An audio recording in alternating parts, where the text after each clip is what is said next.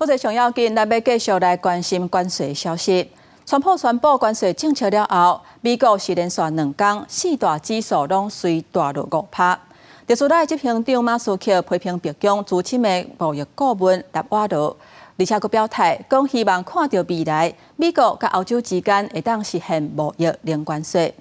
另外，美国前总统奥巴马参加一场座谈的时阵，伊坦白讲，伊并无认同这个经济政策，而且嘛有人会因为这个政策来牺牲。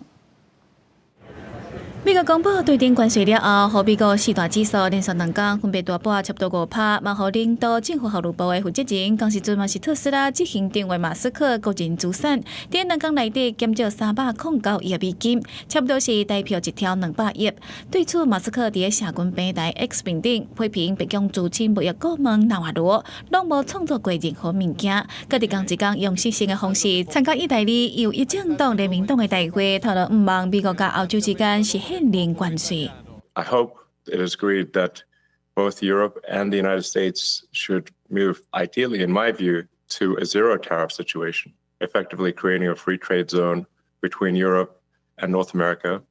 马斯克表示，这是伊向川普提出的建议，支持和民众在欧洲甲北美之间更加自由的线顶上便利慷慨。对于川普的关税政策，前美国总统奥巴马伫7月出席汉密尔顿学院举行的会谈的时阵，虽然无指名川普，也毋过坦白表示无认同包括对顶关税经济政策，嘛表示要解决问题，需要挖苦所有的美国民众。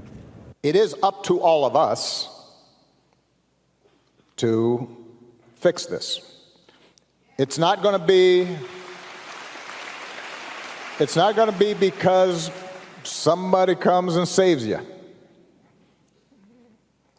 The most important office in this democracy is the citizen, the ordinary person who